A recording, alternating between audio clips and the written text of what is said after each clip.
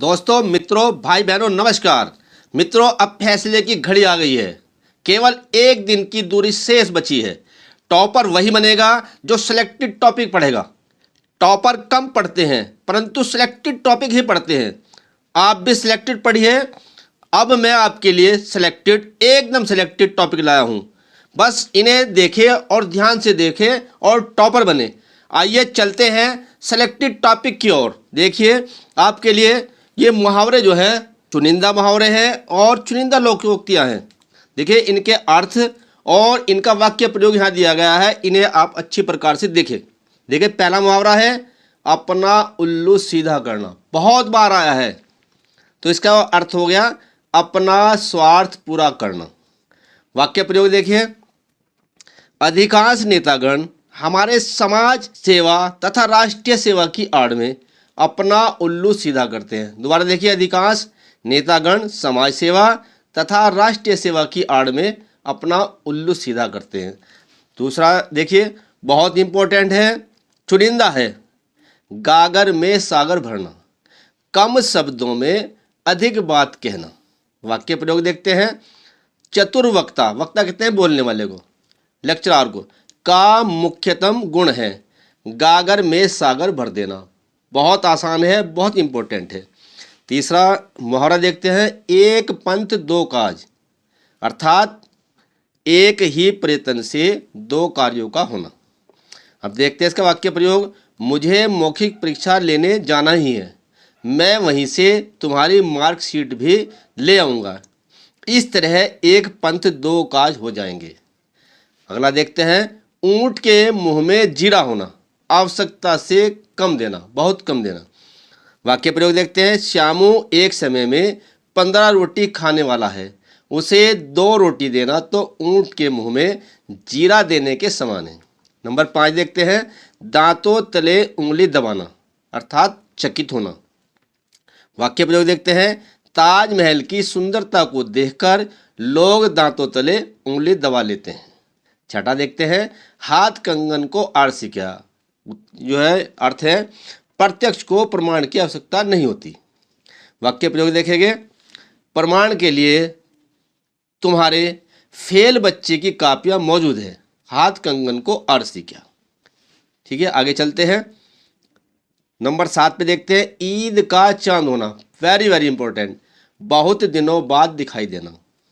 वाक्य प्रयोग देखते हैं, अरे मित्र, बहुत दिनों बाद दिखाई दिए हो, तुम तो ईद के चांद ही हो गए हो। देखिए, अगला देखते हैं 8 नंबर, आंख का तारा होना, अर्थात अधिक प्रिय होना। वाक्य प्रयोग देखते हैं, राजीव अपनी माता की आंखों का तारा है। नंबर 9 देखते हैं, लोकोक्ति, अध जल गगरी छलकत जाए, छोटा आदमी बहुत ऐंठ कर चलता है। वाक्य प्रयोग देखते हैं, सोहन ने अभी 8वीं कक्षा पास की है, परंतु वह ऐसा दिखावा करता है जैसे बहुत पढ़ा लिखा हो, सच ही है, अध जल गगरी छलकत जाए। नंबर 10 पे देखते हैं, घर का भेदी लंका ढाए, फूट ही विनाश का कारण है।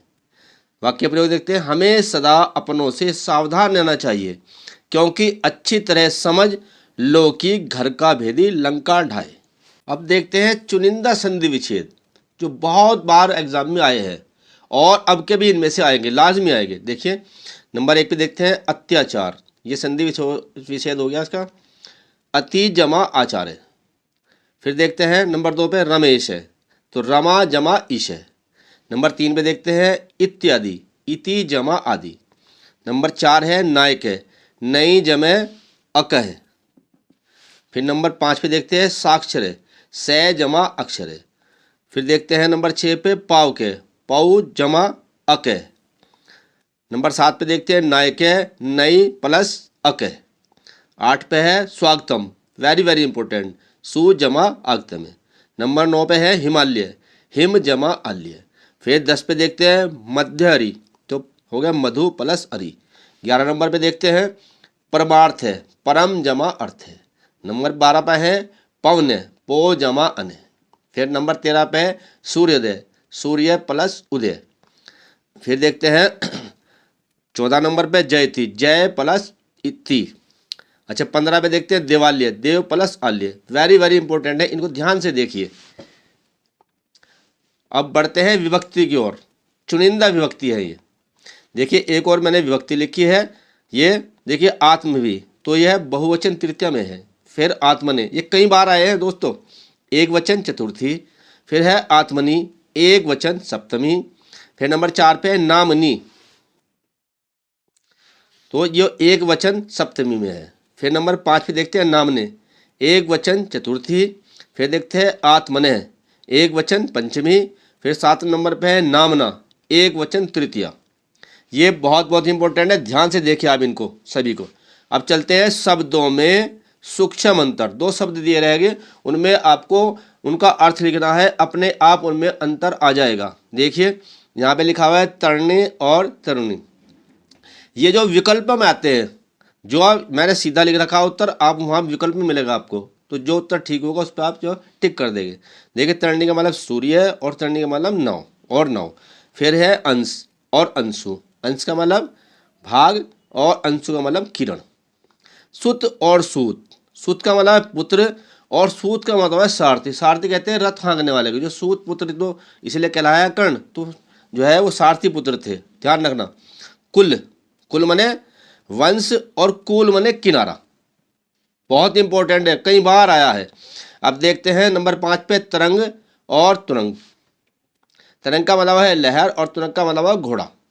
अम्बुद और अम्बुज, अम्बुद का मतलब पानी को धारण करने वाला और अम्बुज का मतलब है अम्बु में जन्म लेना। जय का मतलब जन्म और दया का मतलब धारण करना। अम्बु का मतलब होता है जल, इसका मतलब है बादल और इसका मतलब है कमल।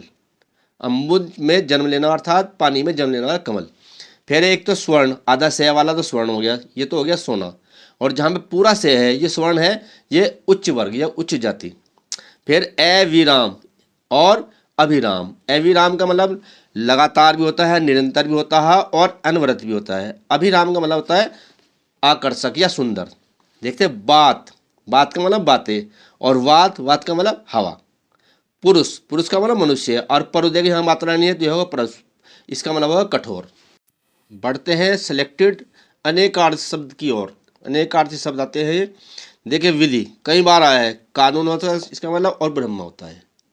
फिर देखते हैं अंबर, बहुत सिंपल लिख रखे हैं, एकदम याद हो जाएंगे, वस्त्र और आकाश। फिर है पतंग, पतंग कहते हैं सूर्य को, और कागज़ की जो पतंग उड़ाए जाते हैं उसे। फिर देखिए कनक, कनक का मतलब होता है सोना और धतूरा। दिज, दिज कहते हैं दांत को और पक्षी को। फिर विधि दोबारा भी आ गया है, ब्रह्मा और कानून भी होता है दोनों का। फिर देखते हैं कर, कर का हाथ और किरण। सखी, सखी होता है भौरा और अली। फिर देखते हैं अर्क, अर्क का सूर्य और एक पौधा, एक पौधे का नाम भी अर्क है। मित्र है ये दोस्त और सूर्य, ये दोबारा लिखा गया है अली, सखी और भौरा। फिर देखते हैं मधु, शहद और शराब, मधु मिस। नग, नग का पहाड़ और रत्न विशेष होता है। फिर राग, राग का मतलब गाने की लय और प्रेम को भी राग कहते हैं। पयोधर, बादल और समुद्र। अब देखते हैं ये चुनिंदा है, इनको अच्छे प्रकार से देख लेंगे आप। वाक्यांश के लिए एक शब्द देखें, जीने की उत्कट इच्छा कहते हैं जिज्ञासु। जो किए गए उपकारों को न माने कर्तधन। जिनका विश्वास किया जा सके वो होते हैं विश्वसनीय, एक शब्द के लिए। जो कम बोलता है मितभाषी, और जो ज़्यादा बोलता है उसे वाचाल बोलते हैं। देखिए जो जाना नहीं जा सके उसे कहते हैं अगेय। ए मने नहीं, गए मने ज्ञान, जो नहीं जाना जा सके। नंबर 6 पे जिसका कोई अंत नहीं हो तो उसे कहेंगे अनंत। नंबर 7 पे है जो दूसरे पर आश्रित हो तो उसे कहेंगे पराश्रित। जिसे शास्त्रों की अच्छी जानकारी हो उसे कहेंगे शास्त्र विशेषज्ञ। नंबर 9 पे है पैरों से जल पीने वाला। क्या कौन होता है जल पीता है पैरों से? पादप, पादप माना वृक्ष या पौधा। नंबर 10 पे देखते हैं सिर से पैर तक, बहुत बार आया है ये, आपाद मस्तक, ध्यान से देखिए इसको। नंबर 11 जिसका वर्णन न हो सके उसे कहेंगे अवर्णनीय। फिर है नंबर 12 पे जिससे इस पार से उस पार की वस्तु दिखाई देती हो उसे कहेंगे पारदर्शी। नंबर 13 है जो कठिनाई से मिलता हो उसको कहते हैं दुर्लभ, विरला। नंबर 14 है जो क्रमबद्ध इतिहास लिखे जाने के युग से पूर्व का हो, अर्थात जहाँ से लिखित इतिहास है उससे पहले का। प्रागैतिहासिक उसे बोलते हैं। फिर नंबर 15 है जिसकी तुलना न की जा सके उसे कहते हैं अतुलनीय। ये मैंने 15 जो है कैंसिल किए, बहुत इंपॉर्टेंट है, इनको अच्छी प्रकार से देखना। आगे चलते हैं, वाक्यों में त्रुटि मार्जन या वाक्य संशोधन या वाक्यों को शुद्ध करना भी कहते हैं इनको। नंबर 1 देखिए, पहले मैंने हस्ताक्षर कर दिया। अब इसको जब ठीक करेंगे तो मैंने हस्ताक्षर किए। नंबर 2 है देखिए, सुमन राजे तीसरा सप्तक की कवियत्री थी। ये गलत लिखा हुआ है, अशुद्ध है। अब शुद्ध की ओर चलते हैं, सुमन राजे तीसरे सप्तक की कवियत्री। देखो इसमें बहुत बच्चे गलती करते हैं, कवि लिख के उसके आगे त्री कर देते हैं। अब देखो पहले कव है, ये मात्रा नहीं है पहले, इसको ध्यान रखना है आपने। और मात्रा ये यहाँ पे आ गई है, छात्र इस जगह मात्रा नहीं लगनी बल्कि इस जगह लगेगी मात्रा, यहाँ से हटके आगे पहुँच जाएगी, बस कवित्री बिल्कुल ठीक हो जाएगा आपका। आगे देखिए, मैं भोजन कर लिया है तो शुद्ध हो जाएगा मैंने भोजन कर लिया है। मैं भोजन कर लिया हूँ तो मैंने भोजन कर लिया है। फिर देखिए अगला, थाली में 4 कटोरी है तो शुद्ध हो जाएगा 4 कटोरियाँ थाली में हैं। फिर आगे देखते हैं नंबर 5 पे, वह धर्मार्थ के लिए दान दे रहा है तो इसका शुद्ध हो जाएगा वह धर्मार्थ दान दे रहा है। नंबर 6 पे देखते हैं, साहित्य और जीवन का घोर संबंध है। देखिए इसमें ये चीज़ गलत है, साहित्य और जीवन में घोर की जगह घनिष्ठ आ जाएगा, ये ध्यान रखना आपको। ये देखिए नंबर 7 पे, यहाँ शुद्ध गाय का दूध मिलता है तो देखिए ये शुद्ध हो जाएगा यहाँ गाय का शुद्ध दूध मिलता है। शुद्ध गाय का नहीं, गाय का शुद्ध, ध्यान रखना इसको बहुत। नंबर 8 पे, सीता गुणवान स्त्री है तो ये पुरुष के लिए आता है गुणवान और स्त्री के लिए आता है गुणवती, तो सीता गुणवती है। नंबर 9 पे, मंच पर अनेकों नेता उपस्थित होंगे तो ये देखो अनेकों की जगह क्या हो जाएगा, अनेक हो जाएगा, मंच पर अनेक नेता उपस्थित होंगे। नंबर 10 है, पुत्री पराया धन होता है तो इसका शुद्ध हो जाएगा पुत्री पराया धन होती है। नंबर 11 देखते हैं, वह दंड देने योग्य है तो शुद्ध हो जाएगा वह दंडनीय है। फिर 12 में देखते हैं, उसकी सौजन्यता प्रशंसनीय है तो सही हो जाएगा उसकी सज्जनता प्रशंसनीय है। नंबर 12 में देखेंगे, उन्हें मृत्यु दंड की सजा दी गई है। देखिए शुद्ध हो जाएगा उन्हें मृत्यु दंड दिया गया, सजा तो जब दंड मिल गया तो वही होगी। नंबर 13 पे, हिमालय पर्वत सबसे ऊंचा पर्वत है तो हिमालय पर्वत हट जाएगा सबसे ऊंचा पर्वत है, एक ही बार आ गया, बार बार नहीं ये होना रिपीट। देखिए नंबर 14 पे देखिए, मेरे को अभी जाना है तो शुद्ध हो जाएगा मुझे अभी जाना है। नंबर 15 पे देखिए, मैं लड़के को पढ़ाया है। अब देखिए शुद्ध जब लगेगा करेंगे इसको, मैंने लड़के को पढ़ाया है, मैं की जगह मैंने हो जाएगा। फिर नंबर 16 पे देखिए, हमारे शिक्षिका विद्वान है तो विद्वान जो आता है वो पुरुष के लिए आता है, पुल्लिंग में आता है, तो हमारी जो है स्त्रीलिंग में हमारी शिक्षिका क्या है, विदुषी, विद्वान की जगह विदुषी लिखते हैं इसको हम। नंबर 17 पे देखिए, मैं स्वामी जी का दर्शन करूँगा तो जो दर्शन है वो बहुवचन में आते हैं तो मैं स्वामी जी के दर्शन करूँगा। अच्छा नंबर 18 देखिए, कृष्णा और राधा नृत्य कर रहे हैं तो हमेशा लिखा जाता है राधा और कृष्णा, राधा और कृष्णा या कृष्ण नृत्य कर रहे हैं, राधा और कृष्ण। ये कृष्णा तो उन्हें कहते उसे कहते हैं इसलिए जो है अलग अलग कृष्ण कर देंगे। नंबर 19 पे, मैं कलम के साथ लिखता हूँ तो सही हो जाएगा मैं कलम से लिखता हूँ, के साथ नहीं से आ जाएगा। नंबर 20 पे, लक्ष्मीबाई वीर महिला थी तो लक्ष्मीबाई वीर को जगह वीरांगना कहते हैं तो लक्ष्मीबाई वीरांगना थी। छात्रों बढ़ते हैं प्रार्थना पत्र की ओर, जो 6 नंबर का आता है इसको आप ध्यानपूर्वक देखेंगे। देखिए ऊपर देख टाइटल लिखा हुआ है, किसी बैंक प्रबंधक को किसी व्यवसाय के लिए ऋण प्राप्ति में लोन लेने के लिए हेतु आवेदन पत्र लिखिए। देखिए मैंने तरीका जिस तरह लिखा ऐसे लिखनी है आपको, पहले जो सेवा में, फिर सामने लिख दिया विषय क्लियर करना होता है। पहले व्यवसाय प्रारंभ करने के लिए ऋण का मतलब लोन, हेतु आवेदन पत्र। सेवा में फिर यहाँ लिखेंगे, महोदय सविनय निवेदन यह है कि वर्ष 2022 ईस्वी में चौधरी चरण सिंह विश्वविद्यालय से बीए प्रथम श्रेणी में उत्तीर्ण करने के बाद अपना रोजगार करना चाहता हूं। मुझे ज्ञात हुआ है कि सरकारी योजनाओं के अंतर्गत आपका बैंक रोजगार हेतु बेरोजगार युवकों को 5 लाख रुपए तक की ऋण सुविधा प्रदान करता है। अतः इस संदर्भ में आवश्यक प्रपत्र डॉक्यूमेंट्स आदि भरवाकर मुझे भी 5 लाख रुपए का ऋण प्रदान करने की कृपा करें। ऐसे लिखते हैं और फिर धन्यवाद और इस और डेट डाल देते हैं। देखिए जो डेट डाल दी है मैंने इधर, अच्छी प्रकार से इसको ध्यान पूर्वक देख लीजिए। प्रार्थी जो भी नाम रहता है रमेश कुमार, सुपुत्र जो है सुरेश चंद, और जो भी एड्रेस है वो लिख देते हैं। इस तरह इसको अच्छी प्रकार से ध्यान में उतार लीजिए। देखिए जैसे मैंने लिखी है आपको भी इसको ऐसे ही लिखना है बिल्कुल, और थोड़ा सा है और जल्दी हो जाएगा, छोड़ना नहीं है इसको। आपको ध्यानपूर्वक देख लेंगे, इसको देख लेंगे। ये देखिए जैसे जैसे मैंने लिखा है ऐसे ही लिखनी है आपने भी। देख लीजिए डेट कहाँ डली है, प्रार्थी कहाँ लिखा हुआ है, और ऐसे आप कंप्लीट कर देंगे इसको। देखते हैं दूसरा इम्पोर्टेंट प्रार्थना पत्र। देखिए किसी विद्यालय के प्रबंधक के नाम हिंदी प्रवक्ता पद हेतु अपनी नियुक्ति के लिए आवेदन पत्र लिखे।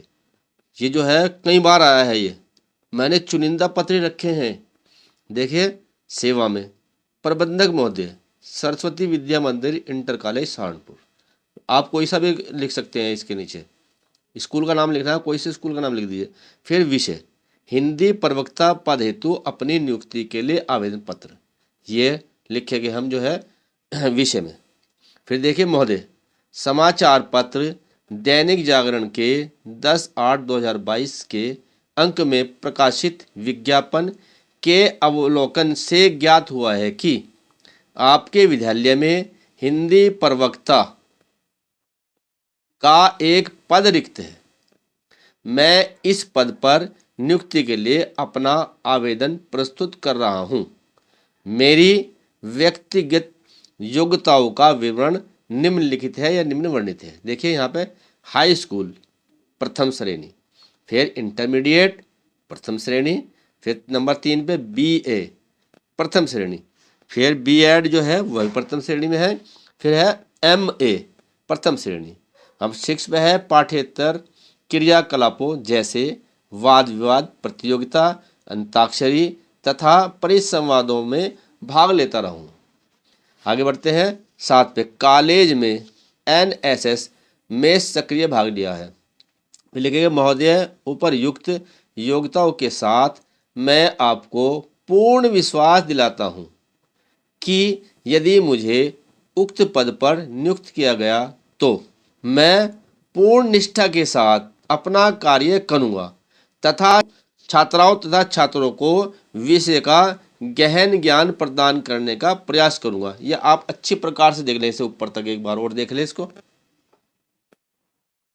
देखिए पहले तो हो गया ये जो है जो उनका ये प्रश्न है कहे पे, ये तो हम प्रश्न लिखने नहीं उसमें तो हम यहाँ से शुरू करेंगे।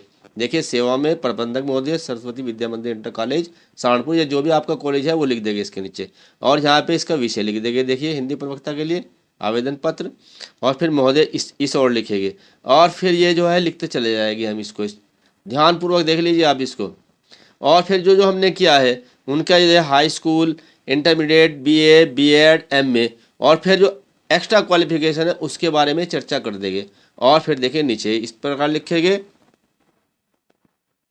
देखिए सबसे नीचे देखिए धन्यवाद और इस और दिनांक डाल देंगे यहाँ पर, और फिर भवोदय लिखकर नाम के आगे जो है XYZ लिख देंगे, पते के आगे भी लिख देंगे, और फ़ोन नंबर के आगे भी XYZ लिख देंगे तीनों, ताकि जो है बोर्ड वाले इसको जो चेक करे वो बुरा ना माने। देखिए फिर देखिए संलग्न प्रतिलिपियाँ जो जो हमने उसके साथ में 0x कॉपी या फोटोस्टेट कॉपी लगाई है वो लिखते हैं यहाँ पर, उनका विवरण देते हैं। देखिए नंबर 1 हाई स्कूल का प्रमाण पत्र यानी कि उसकी फोटोस्टेट, नंबर 2 इंटरमीडिएट का प्रमाण पत्र, फिर नंबर 3 है BA की डिग्री के फोटोस्टेट, नंबर 4 है B.Ed का प्रमाण पत्र था उसकी फोटोस्टेट, नंबर 5 है MA की डिग्री की फोटोस्टेट, फिर है नंबर 6 पाठ्येतर क्रियाकलापों के प्रमाण पत्र, साथ में NSS का प्रमाण पत्र, और लास्ट में हमारा जो है चरित्र प्रमाण पत्र अर्थात करेक्टर सर्टिफिकेट हम जो है उसमें लिख देते हैं। तो इस प्रकार से आप पहले पेज की और फिर ये जो है इसको अच्छी प्रकार देखें, और ऐसे ही आपने वहाँ पर भी लिखना है। देखिए महत्वपूर्ण जो रस है उनको ही लिखा है मैंने, बहुत सारे लिखे, सेलेक्टेड चीज लिखी है। तो देखिए इसका स्थायी भाव लिखना होता है तो उत्साह है इसका स्थायी भाव। देखिए परिभाषा देखिए जब विभाव, अनुभाव, तथा संचारी भाव द्वारा उत्साह नामक स्थायी भाव पुष्ट होता है तो उसे जो है वीर रस कहा जाता है। अब देखिए स्थायी भाव उत्साह, उदाहरण देखेंगे। वीर तुम बढ़े चलो, धीर तुम बढ़े चलो, सामने पहाड़ हो कि सिंह की दहाड़ हो, तुम कभी रुको नहीं, तुम कभी झुको नहीं। दोबारा देखिए, वीर तुम बढ़े चलो, धीर तुम बढ़े चलो, सामने पहाड़ हो कि सिंह की दहाड़ हो, तुम कभी रुको नहीं, तुम कभी झुको नहीं। तो ये इसका स्थायी भाव हो गया, ये इसकी परिभाषा होगी। और ये बहुत बहुत इम्पोर्टेंट इसका जो है उदाहरण हो गया, और सिंपल भी है, याद भी हो जाएगा आपको। देखिए हास्य रस की ओर बढ़ते हैं। स्थायी भाव जो है इसका हास्य है। परिभाषा देखते हैं। किसी व्यक्ति के विकृत आकार, वेशभूषा, वाणी और चेष्टा आदि को देखकर मन में जो विनोद का भाव उत्पन्न होता है वही हास्य रस कहलाता है। जब हम हंसी आ जाए किसी को देखकर तो हास्य रस उत्पन्न हो जाएगा। उदाहरण देखते हैं। यार तू दाढ़ी बढ़ा ले, साल आया है नया, नाई के पैसे बचा ले, साल आया है नया। दोबारा देखिए, यार तू दाढ़ी बढ़ा ले, साल आया है नया, नाई के पैसे बचा ले, साल आया है नया। तो इसको पढ़ के एकदम हंसी आएगी। तो यहाँ पे हास्य रस की जो है उत्पन्न हो रहा है। आगे देखते हैं करुण रस। ये भी इंपॉर्टेंट है, बहुत साधारण तरीके से लिखा गया है, आपको एकदम याद हो जाएगा। स्थायी भाव इसका शोक है। परिभाषा देखिए, इष्ट के विनाश, बंधु वियोग, द्रव्यनाश और प्रेमी से सदैव के लिए बिछुड़ जाने पर शोक स्थायी भाव करुण रस के रूप में उत्पन्न होता है। देखिए इनमें जो है एक तो करुण रस और वियोग रस में पर्याप्त अंतर है। वियोग रस में मिलने की संभावना रहती है, परंतु करुण रस में जो है मिलने की संभावनाएं पूरी तरीके से समाप्त हो जाती है। द्रव्य हुआ वो नष्ट हो जाता है। पति या प्रेमी या साथी बंधु जो है उसमें बिल्कुल मर जाता है, संभावना सब खत्म हो जाती है। अब देखिए इसमें है उदाहरण, देखो बहुत आसान उदाहरण है। उमड़ी कल थी मिट आज चली। महादेवी वर्मा ने लिखा था उमड़ी कल थी मिट आज चली। ये बहुत इंपॉर्टेंट है। चलते हैं अलंकार की ओर। महत्वपूर्ण अलंकार देखिए, अनुप्रास। इसकी परिभाषा देखते हैं पहले। जहाँ किसी वर्ण की अनेक बार क्रम से आवर्ती हो, आवर्ती माने बार बार वही जो है वर्ण आना, वहाँ अनुप्रास अलंकार होता है। देखिए उदाहरण बहुत आसान है। रघुपति राघव राजा राम।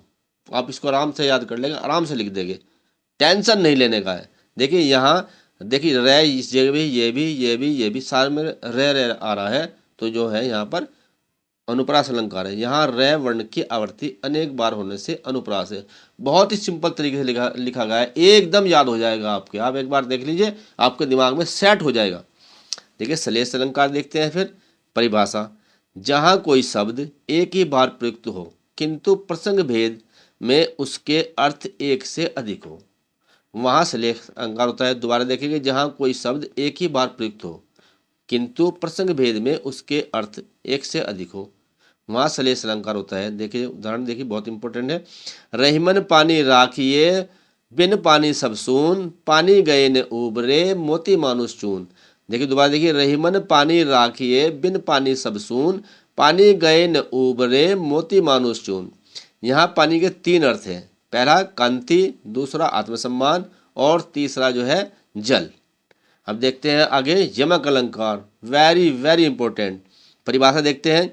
जहाँ कोई एक शब्द एक से अधिक बार प्रयुक्त हुआ हो, ठीक है, और उसके अर्थ अलग अलग हों, वहाँ यमक अलंकार होता है।